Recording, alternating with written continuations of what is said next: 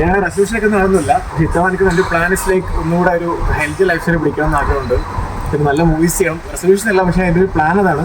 ഒന്നുകൂടെ ഫോക്കസ് ചെയ്യാൻ സിനിമയ്ക്ക് വേണ്ടി ഒന്നുകൂടെ ഹാർഡ് വർക്ക് ചെയ്യണം, ഇനിയും ഹാർഡ് വർക്ക് ചെയ്യണം. അതാണ് റെസൊല്യൂഷൻ. ബേസിക്കലി അങ്ങനെ ഒരു റെസൊല്യൂഷൻ്റെ അല്ല, സ്റ്റിൽ എൻ്റെ ഒരു പ്ലാൻ അതാണ്.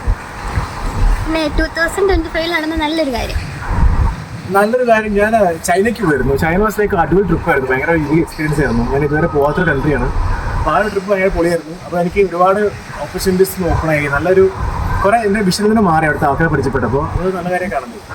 ഒരു മോശം കാര്യം എന്ന് പറയാൻ പറ്റില്ല. ഞങ്ങളൊരു സിനിമ ഇറങ്ങിയിരുന്നു, ഔസേപ്പിൻ്റെ ഔസേപ്പ് എന്ന് പറഞ്ഞിട്ട്. നല്ലൊരു സിനിമയാണ്. അപ്പോൾ ഞങ്ങൾ ഉദ്ദേശിച്ചത് പോലെ അവിടെ അത് സക്സസ്ഫുൾ ആയില്ല. അത് നല്ല പടം വന്നു, പക്ഷേ ഞാൻ ഉദ്ദേശിച്ച ലെവലിലേക്ക് എത്തിയില്ല. അപ്പോൾ അതൊരു മോശം എന്നുള്ളതല്ല, ഞങ്ങൾക്ക് ഒന്നൊരു പ്രതീക്ഷ ഉണ്ടായിരുന്ന സിനിമയായിരുന്നത്. ഇപ്പോൾ എനിക്ക് ടോപ്പ് 10 മലയാളം മൂവീസ് വന്നിട്ടുണ്ട് ഈ വർഷത്തെ. അപ്പോൾ കുറച്ച് ഹാപ്പി.